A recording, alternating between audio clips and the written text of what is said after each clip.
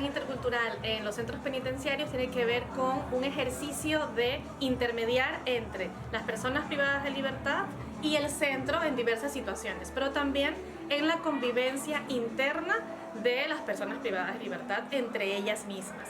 Tiene que ver con poder facilitar la prevención de los conflictos, como decimos en el ámbito de la cultura de paz, que tiene que ver con prevenir, pero de manera propositiva y positiva, los posibles conflictos que se puedan suscitar. Nosotros nos consideramos como un puente por el tema de comunicación. A veces incluso en la misma cultura hay problemas de comunicar, ¿no?, entre personas.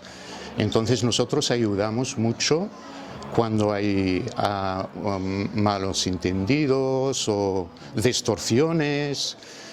Tenemos aquí, o sea, con los internos y con los profesionales. El trabajo que estoy haciendo aquí en el centro consiste especialmente en trabajar la convivencia entre las internas, ya que estoy ubicada yo en el módulo de donas.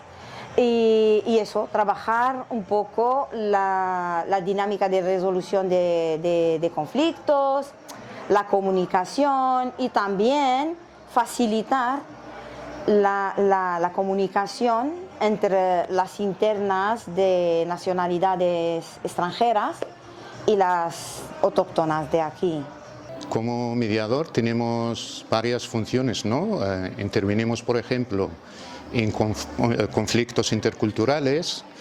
A veces hacemos de intérpretes, pero también culturales, de intérpretes culturales.